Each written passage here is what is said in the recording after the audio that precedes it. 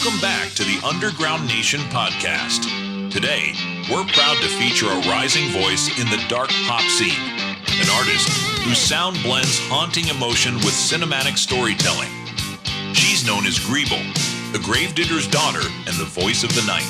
With projects like I Think I'm Fine, acoustic audibles, and her latest, Entropy, she continues to push boundaries with music that is as ethereal as it is powerful. So lock in, turn it up, and join us for an unforgettable conversation, because this is the Underground Nation podcast.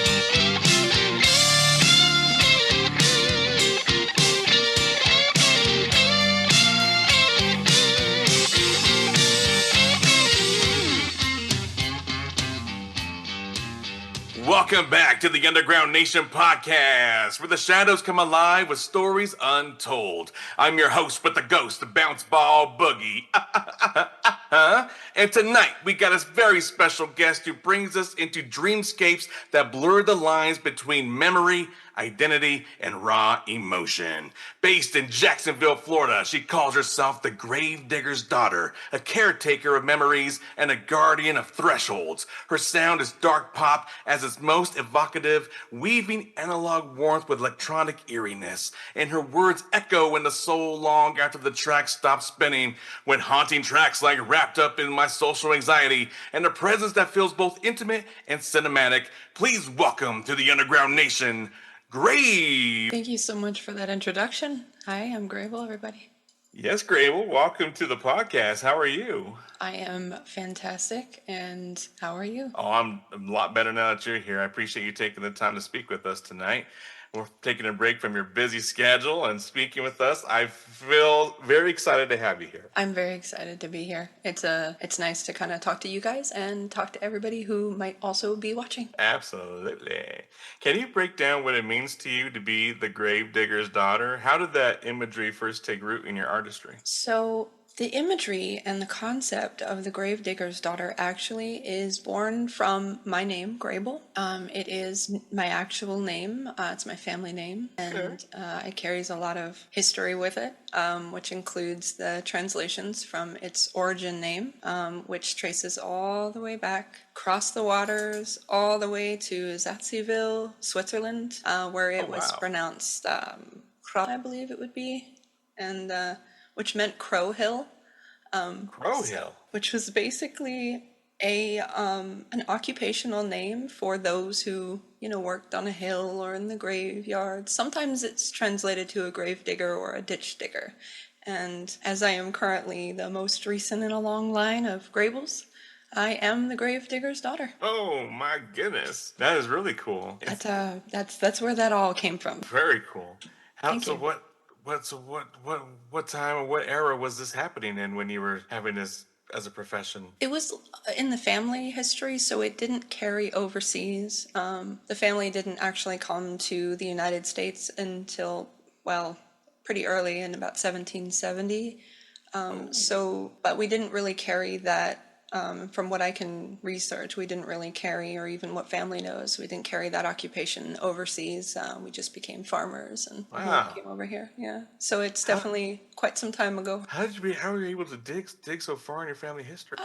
Determination, and the good old internet. Thank goodness some of it was still up today. There's a wonderful website that researches the GRABLE family lineage, and they have actually, some of them researched and traveled all the way to Switzerland to find this stuff. No kidding. I bet that was some pretty interesting news to be discovering about your family history. Yes, it was wonderful to read. For me, it was like learning about yourself. Yeah, absolutely. I remember when my sister and we tried to do like family digging on our name and stuff, and we only got so far to the mid 1800s or something like that.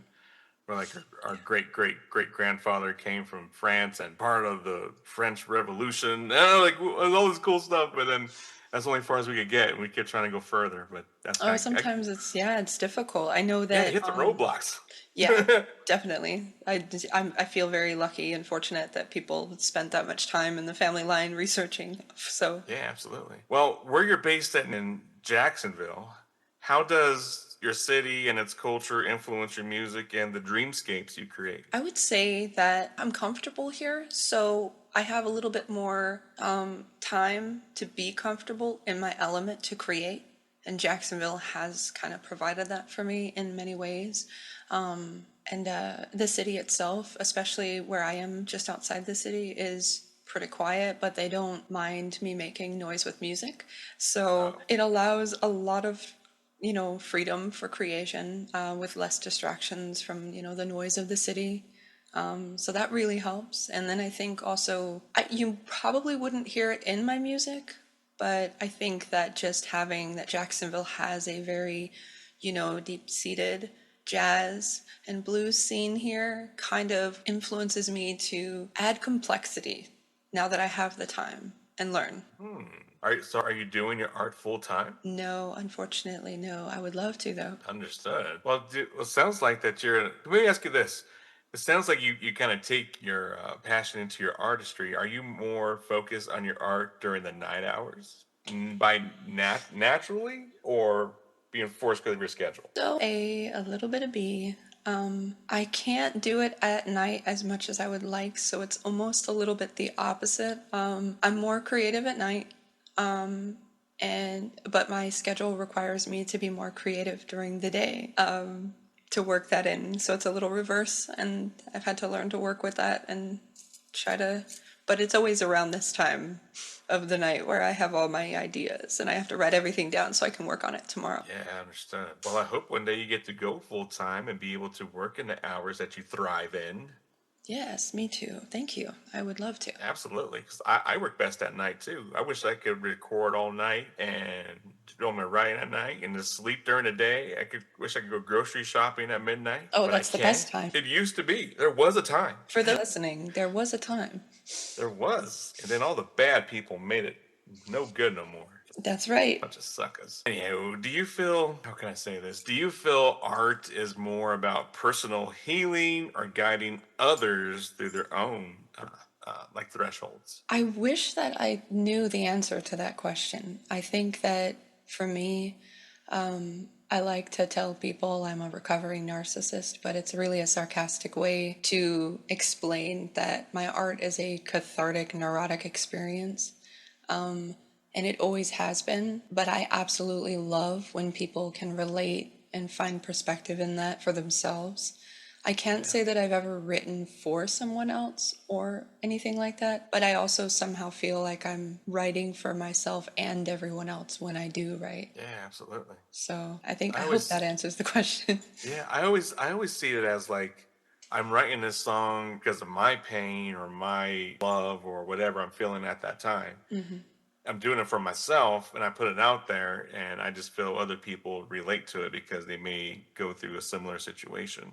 It'll never be the same exact, but similar. Yeah. Yeah, absolutely. And I think that a lot of my songs that I've even heard from fans and listeners and even other musicians that I've worked with that are great people, that they find a relation in the music that I'm writing, which I never thought was possible because I always thought it was just too much about me, but apparently it is relatable and it is helping people, and that's wonderful. That's the mint, the icing on the top. When did you discover your passion for writing music and saying, this is what I need to do? Well, if I'm being honest, I discovered that I wanted to do this when I was 9, maybe 8 or 9.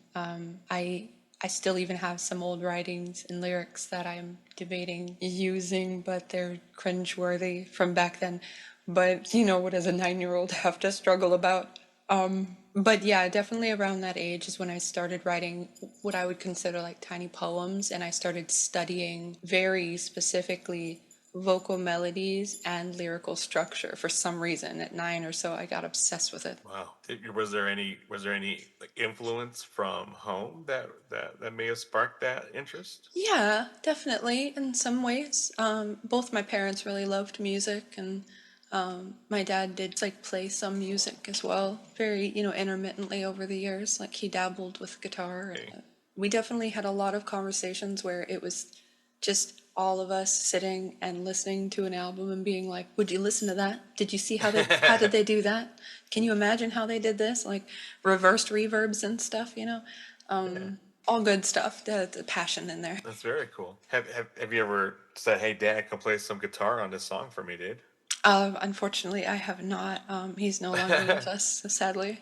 Oh, my condolences. Oh, thank you. It's okay. I do have, he joins me in the studio every day when I work. Yeah, absolutely. Well, that's very cool. I try to keep little mementos of my grandparents and parents around my studio also. I would love to, though, if he, was here, then I would definitely invite him in, and then we'd probably argue for about 12 hours about how to make it exactly perfect because we're stubborn. Yeah, very cool.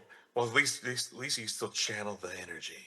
Yeah, I even I've got the ashes of his urn in the studio, and some people might think that's a little strange, but I don't mind, and I put a little guitar pick up there with it. And I was like, here you go, jam with me. Yes, jam with us. That's awesome. That's right. I love that you do that. Now that we're kind of speaking about your studio and such, and where you're the laboratory, if you will, where you create, your you blend.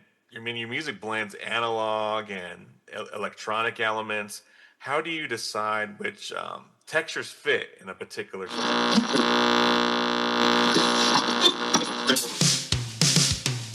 From the shadows of rises, a voice unlike any other GRABLE. Known as the Gravedigger's daughter, her haunting melodies and cinematic soundscapes prove she's more than just an artist, she's a storyteller of the night. But GRABLE isn't the only one climbing out of the underground. Every day, new voices are emerging, ready to be heard, ready to be discovered. Underground Nation is where those voices unite. Visit us at underground-nation.com for upcoming news, fresh discoveries, and the next wave of artists you don't want to miss.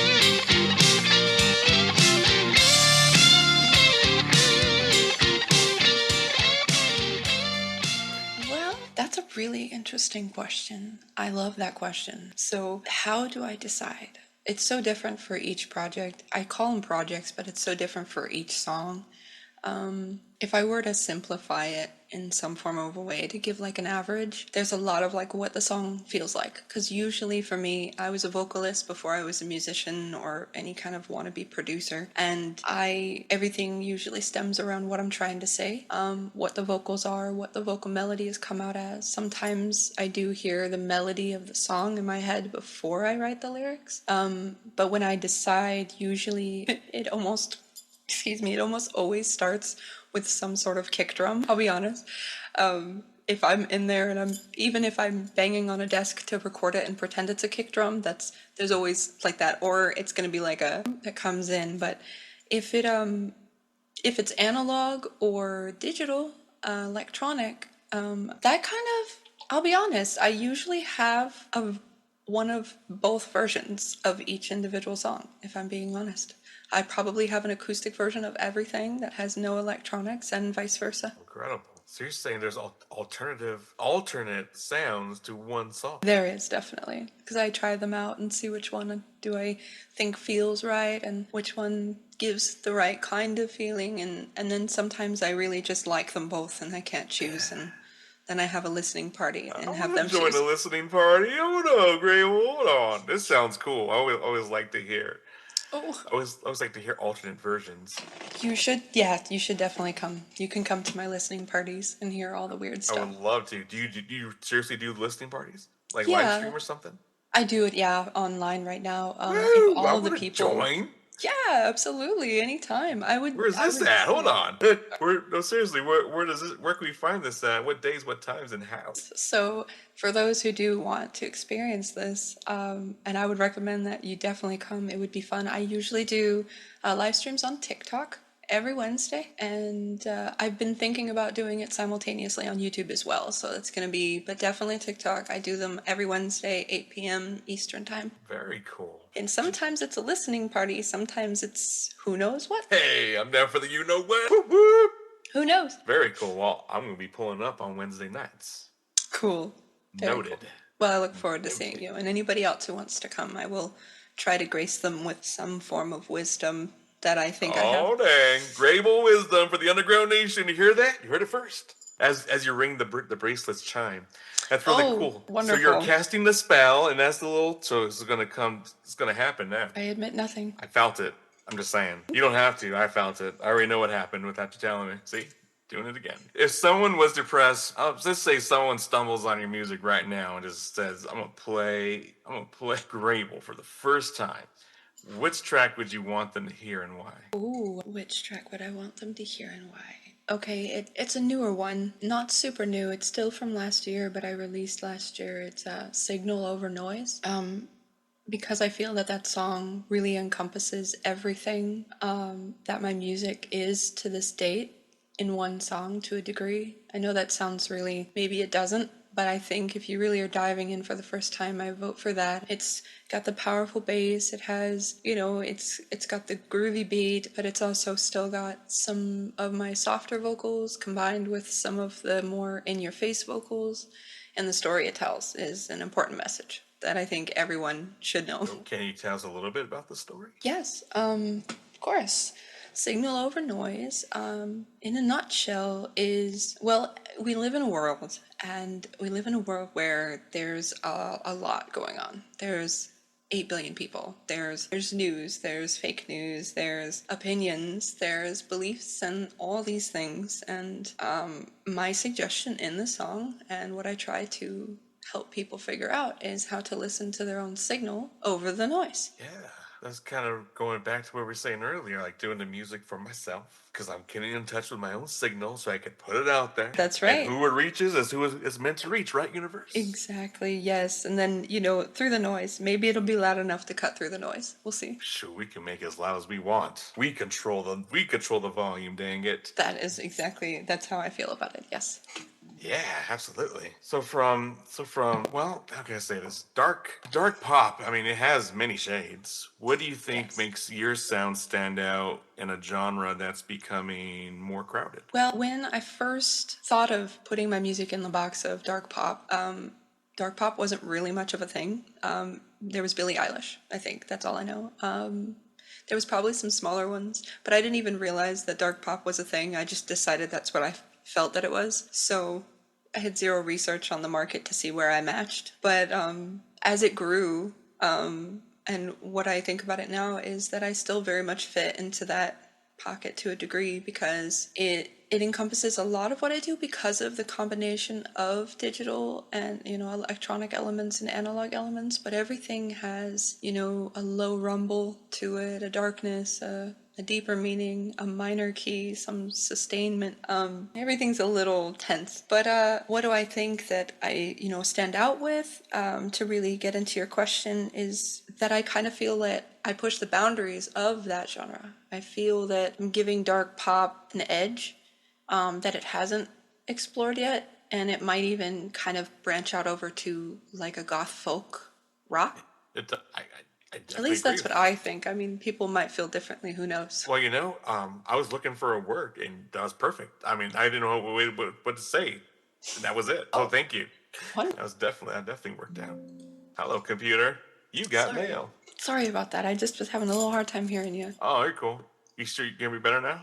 Yes, perfect now. Me. Your song, wrapped up in my social anxiety. Yes, That social is anxiety, yeah. such a powerful title. Can you tell us about the headspace behind that song? Well, it's anxious. But I mean, it sounds easy to say that it's anxious, but it's the extremes of anxiety. Everything from mild nervousness to severe panic attacks.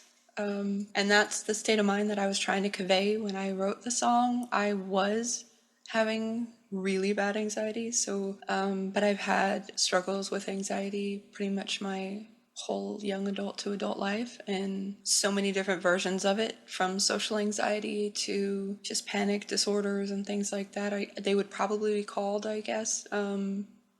Really wanted to kind of get it out. I thought maybe it would help if I got it out, and then it became a song. Did it feel better when you got it out? It did, and it feels better every time I play it. Absolutely.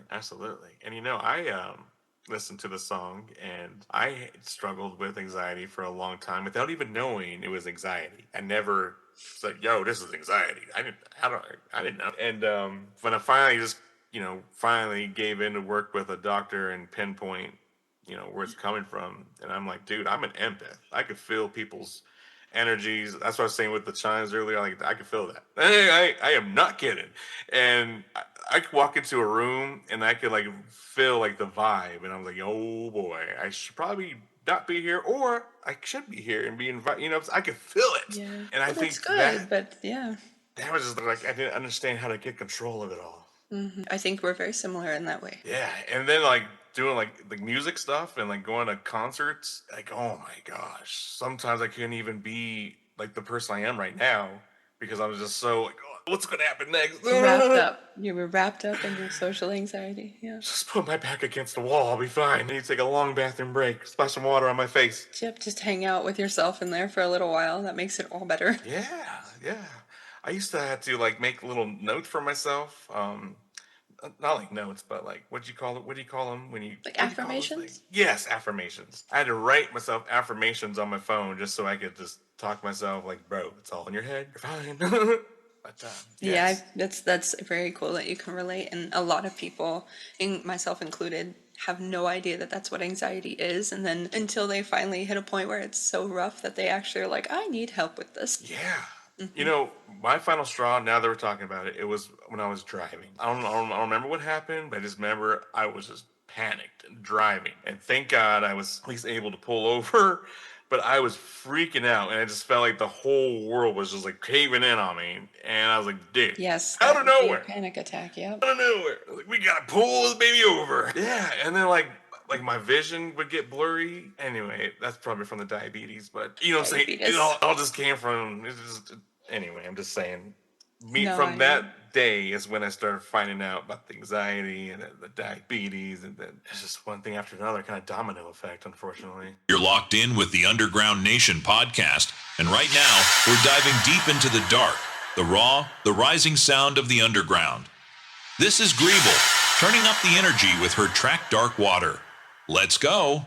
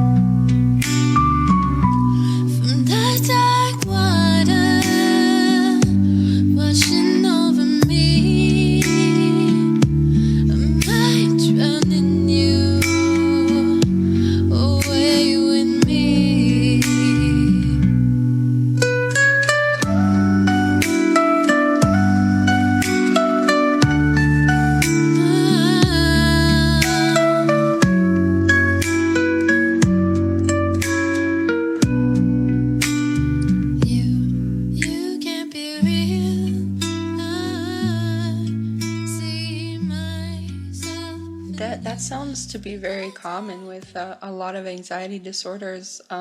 Is that over time, just white knuckling your way through anxieties tends to result in other health concerns that show up later. I've been studying, and same thing goes for me. I've had, I had so much going on that, just like what you said, it all kind of came out at one time, and all of a sudden now you have these health concerns. It was very similar for me. I had like Yeah. blood pressure problems at the same time. I never even thought about my blood pressure being high. Dude, I'm cool. Talking about. Yeah, but I think you're still cool. Yeah, Thank you. Appreciate that. You're cool as well. Very fucking cool. I try. Thank you. You don't even have to try. Look at you. You're not even trying. I try a little. Well, the little that you do is superb. When you share deeply like personal narratives, do you ever feel exposed, or is vulnerability your weapon? I feel exposed 24/7. I think that's probably, well, 24/7 musically, because I think that's probably a contributor to my anxiety. But I try to bear through it anyway. And if anybody's listening to this who doesn't mind talking about anxiety or is wondering like, hey, what do I do? I'm afraid of everything. And maybe you're a 14-year-old girl or 14-year-old boy in your room, and you come across a podcast and you're like, what? I want to leave them a message. Even adults. I came across a quote when I was young, and it said, do one thing every day that scares you. And I was like, wait a minute. I'm scared of everything. I'll never run out of stuff to do. And I lived by that for such a long time, but I would add one thing to it. Take time to breathe. Yeah. Take time to breathe, because that vulnerability, it's hard. Accept that you're being vulnerable. If you don't accept it and you just put a brave face on, you will bury it and it will blow up eventually. Yeah, absolutely. I'm definitely exposed when I, write, though. I do. And that's okay. I don't think that I could really write without it, unfortunately. It's understandable. It's understandable. Do you ever feel like your writings and like the stories that you put into music will ever transcend into like a book, like an actual story book? I do. I really do. I kind of tried to do that with my most recent album, and Entropy. And it ended up, with an accompanying written short story with it, because there was so much I couldn't put it into the song. And the songs were already pretty story. So now they kind of accompany each other. So that's my most recent album, and it's probably the largest undertaking I've ever done musically. Yeah, I'm glad you asked about Incredible. that, because putting stories to music, I think, is one of my very favorite things. I never thought I would do, but ever since I listened to the Jeff Wayne War of the Worlds album, that was a whole thing where they put War of the Worlds to music, and it was amazing. Yeah, absolutely. It's fantastic. So then, how deep into your own production do you fully produce everything? Well, I do work with other artists. I do. Sometimes I will work with, sometimes a co-producer and an extra engineer. Usually it's very just like friendly and chit chat. I'd love to work more with people, but as it stands now, if I'm the only name on the credits, that's completely honest, and that work is just me. Yeah. Wow, incredible. But please get the word out. If there's people that want to work with me, please do. I need Sure. friends. Yeah, absolutely. I need more friends too. Shoot. Yeah. And I feel like this is my portfolio. This is all the things I can do. Please, let's do stuff together. There you go. See? Let's all work with Grable. Yes. Let's do this. Yes. As long as you don't mind the candles and the black, we're good. Yeah, we love candles and black stuff around here. It's preferably black candles. Oh, I don't have any of those. I felt it would be disrespectful on the stream. No disrespect taken. Okay. Absolutely. So then, if you could have your listeners walk away with one feeling after hearing your music, what would it be? That's a very deep thought. Well, best I can do is think, what would I want if I heard it, and what I want to walk away from. But I'm going to try. I think that because everybody has such a different experience of life and a different perspective, that I hope that they feel connected and confident and cathartic, because any kind of catharsis, I think, is important for every human. So if they can really get into it and feel a catharsis of some sort, if that means yelling, if that means crying, whatever it is, rock the song, cry to the song, just breathe through it. That's what I want you to feel. I want you to feel something. Yeah, absolutely. Just feel something. Ooh, what a deep question.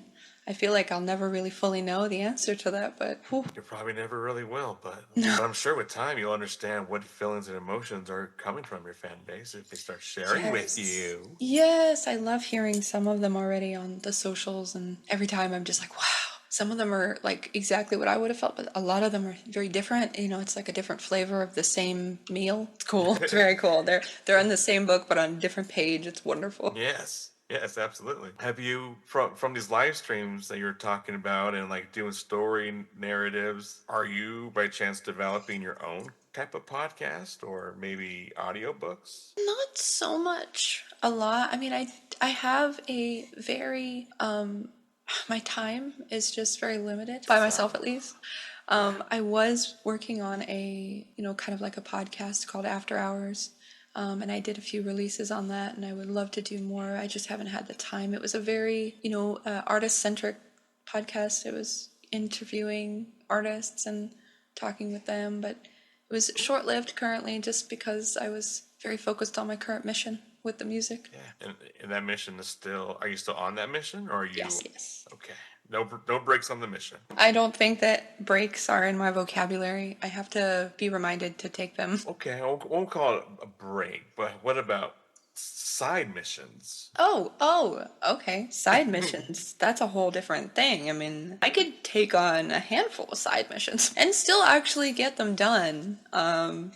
Believe it or not, I do tend to know when I've spread myself too thin, and now I'm finally at the stage where I can take breaks for my own well-being because I realize it actually does impact the quality of my work, my music, my creations. And so I was like, you know what? Now I got to prioritize self-care. Yes, absolutely. If you don't take care of yourself, you can't put out the music you really want to put out. No, yes. I can't tell you how many times everybody knows what it's like. So, oh, I made this great song. I was working this. I talked to this person, put it all together. I listened to it tomorrow. Oh my gosh, it's terrible. I was like, ooh.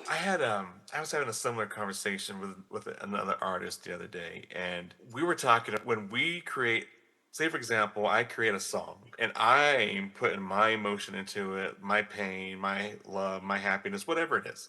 I'm putting that into that song, and when I release it, I may never really know what the experience is from your side as the listener. And I think that's where a lot of artists doubt themselves on their craft because they'll never feel what you feel from the song that I generated. And that's why I always say feedback is so important for an artist, even if it hurts sometimes. Yeah. But feedback is so important so we could, perfect our craft or at least keep working towards it.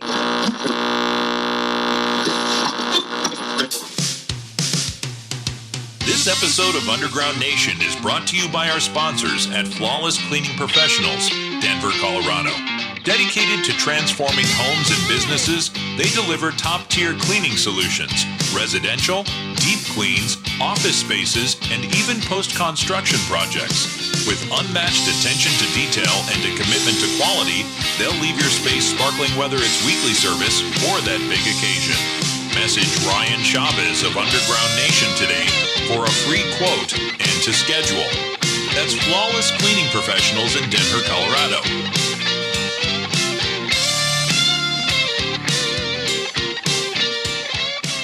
Absolutely. And feedback is amazing. And people are always a little nervous when you're like, hey, critique, give me opinions. And they're like, I don't want to, yeah, they're like, I don't want to offend you. But I'm like, no, please, just be honest, tell me. And let's vibe on this together. I'll never really know your expression and not knowing that, but actually knowing that really, the more I shared with more people and worked together and collaborated, I learned so much that I was better for it. I really was. Yeah, absolutely. Mm-hmm. Have you ever received a form of construction criticism that kind of cut a little bit, but you're able to improve from it? Absolutely. So many. And I would go as far as to say is that I kind of request that from people in my inner circle and sometimes even random fans if they can tolerate me asking them that question. But I love constructive criticism. Sometimes they cut hard. Sometimes they don't. Sometimes I already know the answer, but I didn't want to. I already know. Well, what do you think? Yeah, I already knew, but I needed someone else to tell me. And but has there ever been a time where you thought you knew and then someone gave the complete opposite? Yes, and usually, I'll be honest, that's probably the my friend Travis, who I work with on a lot of Go Team. Oh, projects. Travis, stop being so nice. Yeah, no, he's great. But yeah, it's good times. I like it when it's like, oh, I thought this was a problem, and they're like, no, not really. But the best part about it, the best part is that they'll be like, no, not really, but this is, and that's what I crave. Yes, tell me. Yeah. Honestly, I want to know the things because even if I don't change it, even if I get an opinion and I still don't agree with them and I move forward without changing it, I still think it's good to know because you never know. Maybe you will change it. That's right. You don't know what you don't know until you know it. That's right. But I tend to take advice pretty well. Even if it stings, I might step away for a minute and be like, "Oh, hold on, I must heal this wound." I get it. I've been there. Yeah, Well, it take a hurts. deep breath. Oh, that happened to me the other day. I was bringing in, if you don't mind, I just thought about it. I was at rehearsal. Me and my drummer were working on a song for stuff, and I wanted to add this new song, but it required me to pull out the keyboard and play it because I don't know how to play it on the guitar. And so I pulled out the keyboard and I started playing, and I'm not a piano player. Okay, this is a writing utensil. I'm not very good. I'm not bad, but I'm not good. Okay. And I start playing it, and he just goes, "Well, I know where you're going with this, but I know you also, I can tell you definitely don't play piano." And I was like, I do, like, I know that, but hearing it was still like, ow, hold on, I'll be right back. Okay, we're good. That's really cool. So you have a whole other rehearsal studio that you go to with the drummer, and who else goes to these rehearsals with? Back again on the Underground Nation podcast, keeping the energy alive and the underground moving. This one cuts through the static and rises above the rest. This is GRABLE with Signal over Noise Turn It Up.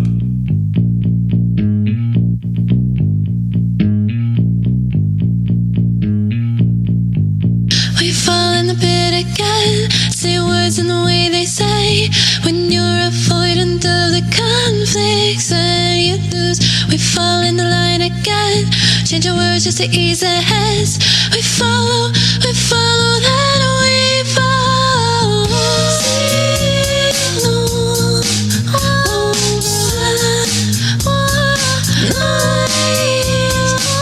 They're screaming aloud again, making demands instead.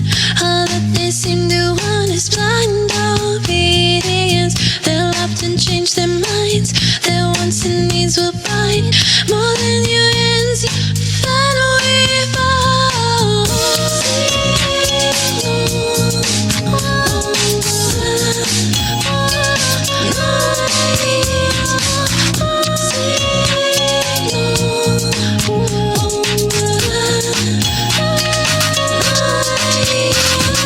Seek not the clamor, but the hush. The noise is dense, but signals rush. Turn deaf to noise. Well, right now it's just me and my drummer, and this is all GRABLE project, and we may soon have bass and keys because I'm not a keyboard player. Which has been called out. Yes, this is very adamant and out in the open now. Everybody knows. So now I'm telling the whole world on this, That's right, okay? If you watch this, Daryl, it's your fault. Dang it, Daryl, I'm going to push you in the snow for this. He's great. I'm really glad that I surround myself with people that can be honest. That's my cup of tea. If you can't be honest with me, then it's probably not going to work out. Yeah, absolutely. Absolutely. So that's really cool to hear that you're adding band members to Yes. the GRABLE project. Yes, I am. I've been attempting to for some time, finding the right people, and takes time getting them mingle, but yes, it is a thing, and hopefully it will be moving around, maybe traveling. That's the goal, at least. We'll see how it goes. Rehearsals have been fantastic, though. Do you ever live stream your rehearsals? Not yet, but coming soon to a theater near you. Fun. Oh, dude, that sounds fun. Check out the GRABLE project. I did, I think that they'll just hear a lot of cursing and, very arguing. Yes. Very friendly. Friendly arguing, yes. Well, talking about stage and maybe going on tour one day soon, sooner than later. Well, how has your stage persona evolved since you began creating music? Interesting. Yes, I want to say it's come full circle, because that's the honest truth. I played a lot of coffee shops, and I played at Bert's Tiki Lounge and stuff in Albuquerque, and but that was a lot of just me solo, and with me and an acoustic guitar doing my thing and jamming out and everybody hanging out, and that was fantastic. And that's where I pretty much started playing live, was in Albuquerque, and that was black and very me. And then I kind of evolved for a while into something light and just different, and it had purples and pinks. But now I think my stage presence, so to speak, has become more all the way back to the beginning, where I'm just myself and I'm having a good time with y'all and the fans and whoever's listening and all my friends. And, I might dance and I'll probably be barefoot because that's how I am. But yeah, I mean, it's still the same. I think when I used to perform, it was, when I started performing, it was black black and black, and a lot of introspective music. And now here we are again. Here we are again. Don't worry, she's just grounding herself on stage, ladies and gentlemen. That's right. That's why you can't wear shoes. Get it? I totally get it. That was the invention of the shoes was the first time that man disconnected from Earth. Yes, perhaps. Yes, perhaps. Well, that's very cool. I want to see Grable on stage. I hope so. I hope that's going to be a thing that's more common. We do have our first gig as a band coming up in October. It's going to be a Halloween party. Where? Here in Jacksonville. It's the exact address to be announced. Should be on my Instagram here soon. But yes, it'll be Grable, some slam bands, and a wonderful metal band local here. That'll be headlining the event, and I'm excited about it. I'm excited to hear about Hatred it. Creation is their name. Hatred Creation? Yes, that is the headlining band of the gig. Okay, all right. Hatred Creation and Grable. Halloween gig. That's right. That's right. Halloween party. Yeah, it's gonna be. Well, you can find all the info on my Instagram. That's for sure. It'll be there. Okay, well, better go to the Instagram. Where do we go on Instagram to find you? At Grable Music. At Grable Music. That's right. Simple enough. Same thing on TikTok. It is. Yes. Yeah, look at this. It's getting easier and easier. It took me a year and a half to make them all match. Well, I'm glad you accomplished that part of the mission. Yeah, it was a lot of late nights and. How do you make this shit work? Yep, and also just like, oh, we're sorry, this is already taken. No, it's not. Oh, yeah. But it is. So I have to like email them, and it's a whole thing. All these fake Grables out there. I know, right? I mean, that's really flattering, but you know, you can't make the original. Absolutely. Never will be the original. And I'm also, Ever. I think they should be grateful that they're not. A curse and a blessing, yeah? Yes. I feel the same way. To kind of take a step backwards though, I wanted to ask, what do you think has been the most difficult obstacle or hurdle that you've been coming across when looking to add to your band, like with bandmates? I feel like I need to ask a little elaboration because I'm not sure I understood the question fully. Like, Yeah, I know. I kind of missed it earlier, but I was really interested to learn like what has been the biggest obstacle that you've been having to overcome when searching for new members to form the Grable project. oh, right. Okay. Yeah, sorry. To answer that, I would say the first and foremost thing is people that are interested in doing original music. And I think that's probably something a lot of artists deal with if you're an indie artist and you're putting a band together. And you'll find that, you know, there's a lot of people that, you know, they get paid gigs to do like cover bands and tribute bands, and which is wonderful. But Grable is neither of those things. And so putting a band together to play some dark, ethereal vocals with some heavy bass is not as easy as it sounds, believe it or not. Because, no, it's a gamble. You never know what you're going to get. So it's really just a matter of finding someone who already really loves the music. And that could take time. Yeah, absolutely. So it's almost like a tryout situation. Yeah, kind of like, hey, we're here. We got me and the drummer. You guys just show up, play what you want to do. We'll give you some papers, have fun. And we'll see what we're really just here to have a good time, and then some of you will stay. Okay, all But right. So we're just looking for those members that jive. Yeah, really, it comes down to that because I think I have a comfortable personality. I think for most people, I don't really rub people the wrong way, but sometimes I do because I wouldn't consider that I'm nitpicky, but I don't want to rush through it. I want to do it right the first time, and I don't want to get stuck just jamming. So, but you know, as a group, I think that's what, you know, members of Grable probably would need. If you're looking to join the band and you're in Jacksonville, you need to be able to tolerate criticism for sure. Absolutely. Well, I'm very excited to see how everything comes together for the Grable project. I'm super glad that you know, I met with the drummer that I did. It's been a perfect match for the music. So Perfect. The universe is at work. yes, that's what I'm hoping. Just give me the rest. And then if they send the rest, then you and all the people out there are going to see the rest because I'm going to bring it to you. Ooh, wait! Well, I got myself a front row ticket. Yeah. The music industry is often about visibility. How do you balance staying authentic with the pressure to be seen everywhere? Well, I wear makeup. No. Yeah, I think how I balance that is because I often don't wear makeup, so that's kind of sarcastic. Okay. The way I balance it, how do I balance like being in the light versus being like genuinely myself, and I make a fool out of myself and see what happens. I probably get really anxious about it in advance, never watch it back because I'm afraid to, and let it roll. I will like not, like if I do something on the internet, I will not rewatch it unless it gets an extreme amount of like good attention, and then I'm like, oh cool, this must have been all right. I don't want to watch it otherwise. Nope. Don't even want to watch it. Because I know I'm gonna cringe. I know, because I know all my little things that nobody knows, and I'm gonna be like, oh, why did I do that? Way No too one notices. self-critical. No one No one notices. noticed. You're right. No. Just you noticed. Yep. Like you probably just did something in the last 5 minutes that I ain't even noticed. That just gonna tick you off. Probably, yes. I think that a lot of artists are like that, or who knows? Maybe it's just me. No, you're right. A lot of artists are perfectionists. There's that word, yeah. I think try that's not a to. nice word to use it. A nice It word. is. I feel like it. I don't want it to be used, but it is accurate. I try to chill out though. It's better than saying OCD. Yeah, true. What do you think is the biggest misconception people have about you as an artist?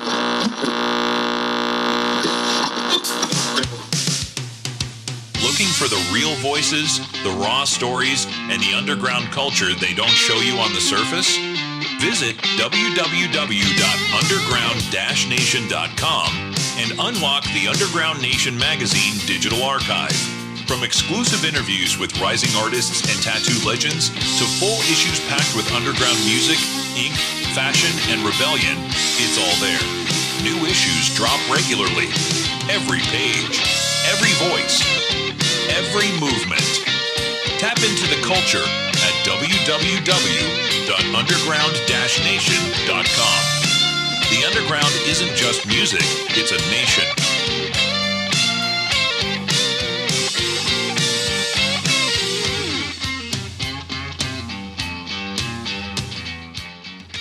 That I'm a Satanist keeps coming up. It keeps coming up. Yeah, on my TikTok, everybody keeps asking me, am I a Satanist? And I haven't answered yet, so I will kind of answer here and say that that is a big misconception. No offense to whoever or whatever you do, but I am not. You're not. Why would they assume that? Oh, the makeup. Oh, sorry about that.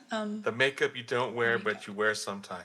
Yeah, in my TikTok videos, and they saw my music video, and I have like these horns that I have, which is awesome, but it's like a nature thing. I love all of nature's things, and horns are really majestic, and so yeah. But yes, they are. Some people thought that that was a mark of the devil or something, so, and that's okay. I mean, if that's your deal, that's fine too, but it's not mine. Yeah, totally get it. Do you find more inspiration in solitude or in the energy of connecting with other creatives? Well, I thought that I found most of it in solitude, but I think what has been the most beneficial is if I like a little bit first. Here's the concept, here's the idea, and that could be like already a lot. And then I go mingle with people with it, and then they go blip, blip, blip, blip, and they play with it, and they look at it. That's my best description. That's the technical term. And then they exchange, and then I come back, and I'm like, ooh, yes. And it just becomes something greater. And if I can work with people on it too, so that it is a whole different experience. And so I think having that extra input and experience and energy exchange, you could call it, with socializing with people that see the vision, is probably the strongest creativity that I have.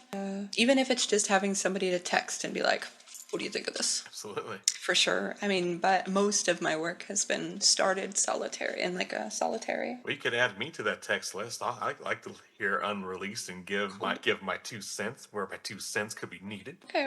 You got some experience, I bet. So that'd probably be really great idea. I hear a lot of bands all day long. I get to hear everything from hip hop to jazz to country to rock and roll to heavy metal to grunge to punk to industrial. I'm all across the board. You heard everything. You're like, I listen to everything. I do. Now I kind of wonder. You brought it up. One of the coolest jobs in the world. I have to. Yeah, I agree. To ask you, like, because you brought it all up. Like, do you have a favorite genre? Like that you? Yeah. Okay. Do you feel like telling me what that is? My favorite genre is horrorcore. Okay. I've been hearing more of that lately. Yes, it's very fun for me because as from an artist perspective, I get to tell my version of horror stories in a lyrical format. Okay. And still be able to experiment with like heavy guitar riffs from the rock side to heavy bass drops from the EDM side. This allows more experimental ways for me to express my anger and frustrations of the world. That is a good outlet, it sounds like. So it's like a horrorcore, is what you're saying? Yeah, it's like a horror movie in lyrical format. I've been hearing some of that lately, and I've been intrigued. I feel like Grable might end up on some playlists with that kind of music because just Halloween. Why not? Absolutely. For sure. And plus, I could definitely hear your voice like on a cool chorus, like for a horrorcore rap song like that I'm describing. Right. You would fit perfectly on a hook. Well, I'm not rapping, that's for sure. I know, but you would sound great on a hook. Right, okay. I might do that. Or the I feel like I bridge. have... Bridge to the hook.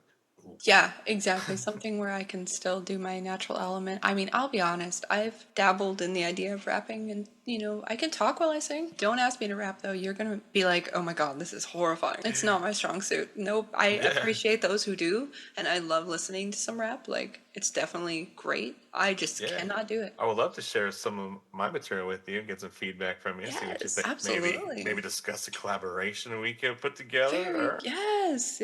I would love to. I have a lot of like ideas going on right now, like things I want to do that branch out into other genres and that may not necessarily be Grable, but they are still me working with others and just creating for sure. Yeah, absolutely. Well, Like that'd be just really cool. branch out and send me something. That'd be exciting. I would love the opportunity just to do that. Just listen to this, Grable. What do you think? Yeah, for sure. Plus, I would get to hear it, and I'd just be like, "Oh, I get to hear this. Nobody else has heard it first. I'm curious now." That's right. That's one of the coolest parts about my job. Is I get to hear unreleased things before they come out. Mm-hmm. Or if they want us to promote it at the magazine and stuff, I get to hear it first. I'm like, yeah. That's what makes my job so easy to go out and promote it because I'm already excited for it myself. You're like, "Oh, I'm a fan." Just getting my job easier and easier. That sounds like the best job. I love working in music. Anything where I work in music sounds great to me. Yeah, and plus you have a great voice. And I was like, dude, if you're doing podcasting and doing interviews, I have a spot for you over here at the Underground Nation. I feel like maybe one day. I'm not sure if I'd have the time, but that's a very, very intriguing offer. Enticing. Can I express that real quick? I hear that a lot in interviews where artists are just battling time. I've heard that so many times this last week. Time is my biggest enemy. Or if I just had more time. Yeah. Is there a plan for you to get more time? Actually, yes. Because it's a little bit of a spoiler. I don't want to disappoint anybody who is used to me releasing like every year. But after this next album, I'm taking a break on Grable music for a little bit. That may include touring, but I will be taking a break on writing for certain. Okay. Yeah, and I will be having time. Of course, I mean, I can't control if something comes to mind. Let's say I'm touring, and it will. I write something. Yeah, of course it will. But that's where I'm taking that break. So yeah, I'll write it down, but then it's there for later. I'm going to be taking a break from the writing process after I finish with the next project that I'm currently in, which is Dark Light. Say it again, Dark Light. Dark Light. Yes. How do you describe a dark light? Well, it's two sides of the same coin. And I feel like that embodies the concept. It's simple terms, it's duality and everything in between. So this album, as I hope it will turn into, will be representing the dark, the light, and really highlighting the gray in between. There we go. I wonder where. I guess I kind of dabble in all three of those elements. I think we all do. But we hardly ever think about them like that. And I was like, wait a minute, this is how I see the world. It's not black and white, but it is. And it's gray.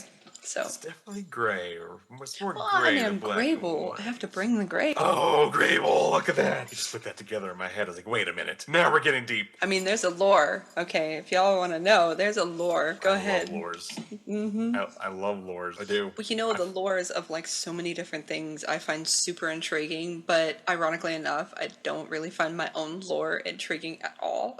Why? The Gravedigger's daughter. You can go so many places with that alone. Well, I mean, Yeah, I mean, but I don't know where. But I mean, it has its place. You could probably find out. I mean, there's some videos where I talk about it more, and in the Darklight album, it will be highlighted. Okay, all right. So you know what? We're just gonna wait for it. Oh, you got Wait, that out of wait me. for the dark light. I try. I You're try to very go digging. Yeah, you're a very generous host. Yeah. Thank you. I try to go digging. I want to know. I just want to know. Good job. Say it again. I said, good job Thank you. Thank you. divulging secrets from me. Yes. I wish I could get more. Nope. As an independent artist, funding projects can be tough. What's been your biggest financial hurdle in bringing your vision to life? Everything is a hurdle financially, I swear. Biggest hurdle, pride. Pride. Pride. Accepting help when people do want to help. If they should donate Let to the us cause. help, dude. Where's the Patreon? Where's the fan club? Where It's do I hard. subscribe? YouTube. But yeah, for sure. That's the biggest hurdle for me is, letting people throw in and be like, hey, yes, I want to support what you're making and stuff. It's very hard for me to do that. And I'm really glad that I'm getting a little bit more open to that because, there's a lot of reasons why, but either way, that's the biggest hurdle. Yeah. It would be nice to survive doing everything that I love to do and also just working with others as well. And you can. Yes. And you absolutely can. Especially, It's the best time to be alive, in my opinion.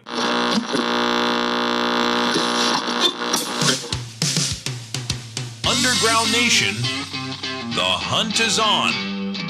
Bounceball Boogie and his co-host Spot Vega are live on TikTok, leading the panel in search of the hottest undiscovered talent. Think you've got what it takes? Here's your shot to prove it. Drop your track into the live stream. Donate 99 coins for one full song play. The panel will review it live, give you real-time feedback, and if your sound hits, you'll earn a spot in the hot seat on the Underground Nation podcast.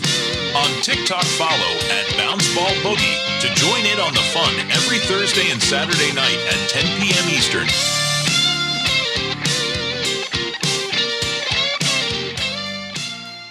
Yeah, I'm still here, and the advancements are abundant. So Definitely abundant, especially the way that you be channeling. So with all the talk of getting this new project out, getting new band members in, possibly touring, have you explored into merchandise or building a Patreon to let us help fund your career or anything like that? So I actually do have a Patreon. It was a little bit abandoned. It's just kind of there. It's not doing anything. I just created it and basically that's it. Okay. But that's why I haven't shared it. Because like I said, I don't like being but I have thought about this. Yes. So I've been, actually, if you'd like to see it, I've been making handmade custom bleach t-shirts. No It's kidding. like bleach art shirts for GRABLE music, but I've been making those and I'm hoping to have those at shows and perhaps up on my website. Oh, that means each one is custom. It is, yes, every There's single not one, two the same. by hand. Wow. Yep. You can only imagine the energy you put into those pieces of material. So GRABLE vibes. Get the Grable vibes. Yeah, I'm sending GRABLE vibes with every shirt. Every shirt that you get from GRABLE, it will contain GRABLE vibes just for you, and you will then have GRABLE vibes with you wherever you wear it. That's really cool. You know, with everything you're saying, would you ever consider putting the Dark Light album on like GoFundMe to get crowd share support?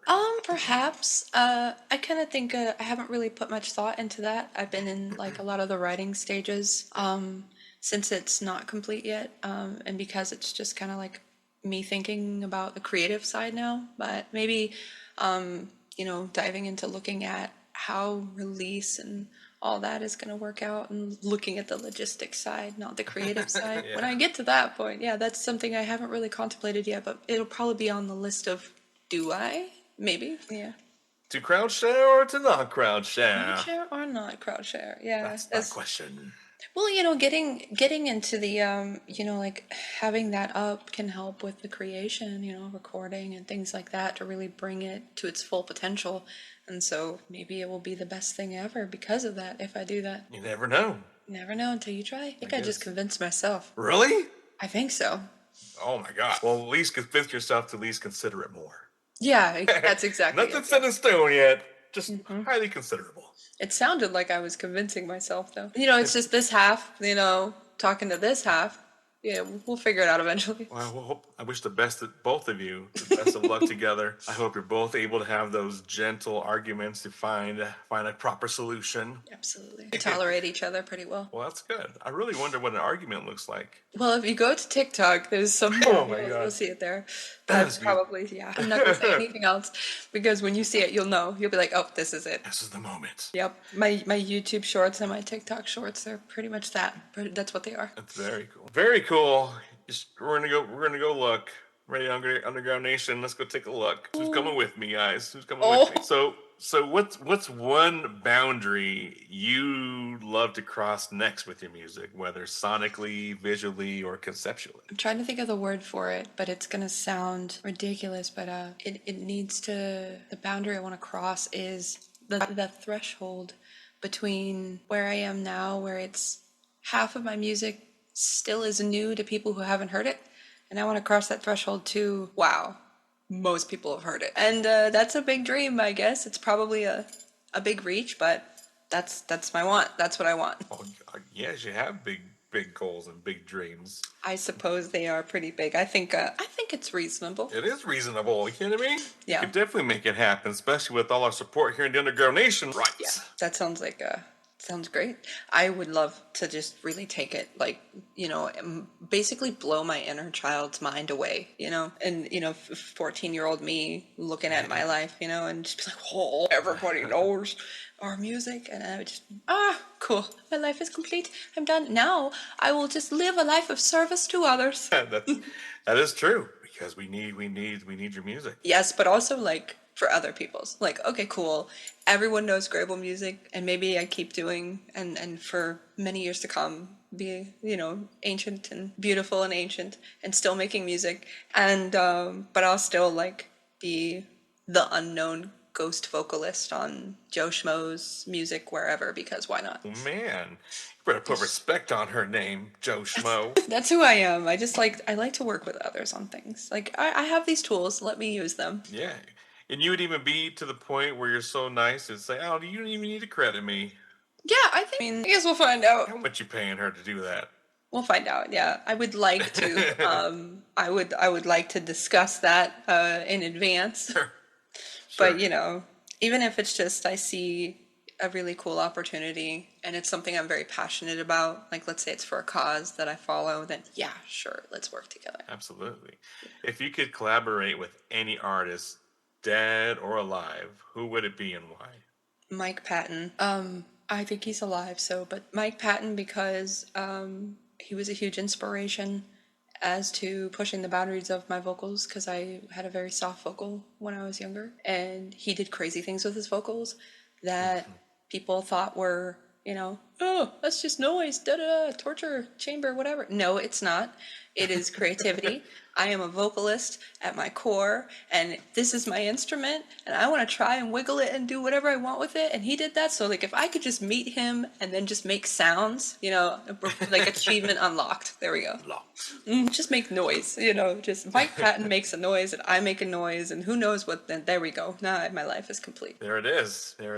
So with all that we talked about here tonight, yeah. Where do you hope Grable will be 5 years from now, musically, personally, and spiritually? I don't think I can answer that question.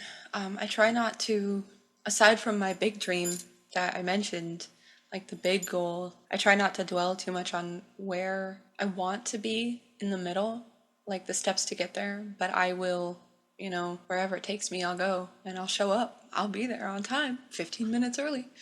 And that's how I am. I will be there. If somebody's given it the time and an opportunity presents, I will be there. So, and I'm also going to try and make more things happen because I want to be, touring, and hopefully I'll be touring an amazing finalized Dark Light album, and who knows? Oh yeah.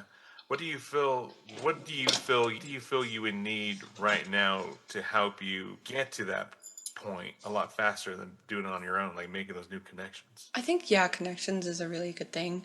I've never been good at making connections because of social anxiety. So I think making those good connections and working with people so they can see that I'm a pretty, force to work with, and really just making that name, like basically showing them what they haven't seen, because I've been way too socially awkward to really show it. And now I'm like, no, I want to come out of the shell, and I've been doing that for years, few years now, and really coming out of my shell. And now I just want to show them all, like, hey, this is what I got.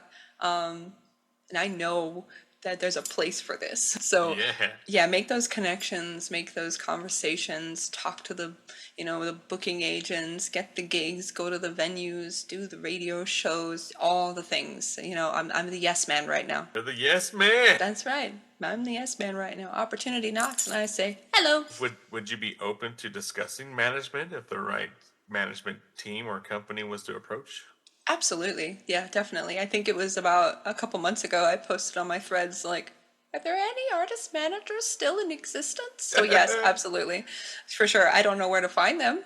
I'm terrible at knowing things like that. I think I probably just have some sort of thing, divergence or whatever they call it. And so I see things in a very linear way. So I'm just like calculated, like, well, I don't know how to meet people. But yeah. Start with hi. My name is. Hi. Yes. What? My name is who? Grable. Grable. Yeah, that's the remix. We could definitely. If management knocked, I would say hello. Let's see what's going on here for sure. Grable needs some hands on deck for sure. Would you say that there's a fine line there though, of working with a management team or taking on a full-blown record deal contract?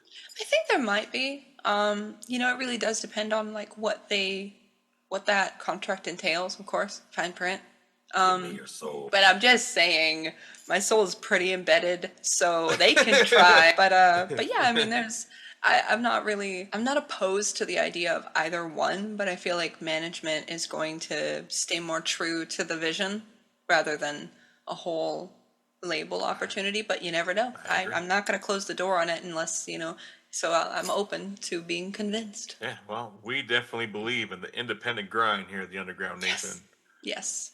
We don't need those corporate punks. And I also respect that, because even if the opportunity knocks, like 9 out of 10 times, if anyone's being honest with themselves, 9 out of those 10 times, possibly 10 out of those 10 times, it is a horrible deal. But horrible. Usually a horrible deal. It might look pretty, but it's not. That's right. Always get a lawyer. Always, always, always. Don't just sign it. Don't just sign it. Okay, I don't care if they give you money up front. Lawyer. I'm a money. Sorry. Until they lure you in. Until they suck it. Exactly. Man. Well, Grable, this has been an amazing conversation. If you could leave our listeners with one message, what would it be? I would say share Grable music. I need to get out there. All right, you want my wisdom? It's in my songs. Go listen and share it. Ooh, look at that. It's in there. You just gotta listen. Well, you're the Underground Nation. Let's go and like, follow, and subscribe at Grable Music. All handles are the same. Yes, it's my accomplishment. So go right now. Go like, follow, and subscribe for Grable Music at Grable Music. And you never know. Maybe she'll follow you back if you say you're part of the Underground Nation. Only time. Yep, there you can find out. Yeah. Well, Grable, any last, maybe some shout outs, thank yous you want to throw out to the universe? Yeah, I'd like to thank you, Ryan, for having me tonight. I'd like to thank Cowboy Felon from TikTok for introducing us and the opportunity to be on the show tonight. That was fantastic. It's great people. I want to thank my mom, who never gets enough recognition. And who knows if she'll ever see it. That's fine. But, for creating me. Thanks, Mom, for creating Grable. That's right. And all my friends and my husband and family and all the great music people I get to work with on a daily basis. Heck yeah. And all the new coming musicians you may be working with soon.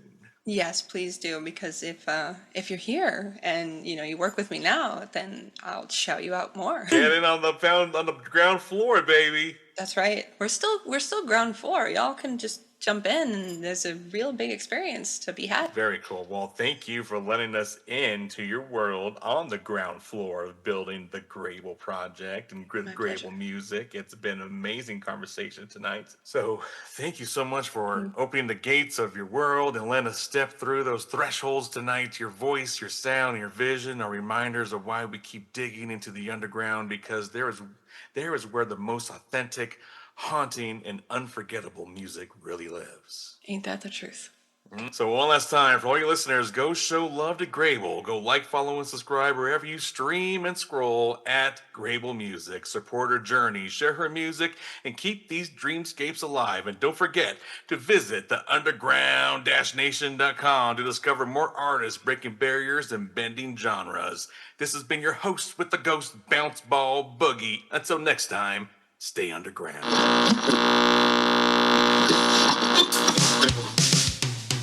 That wraps up today's episode of the Underground Nation podcast, where we continue to showcase the voices rising from the underground.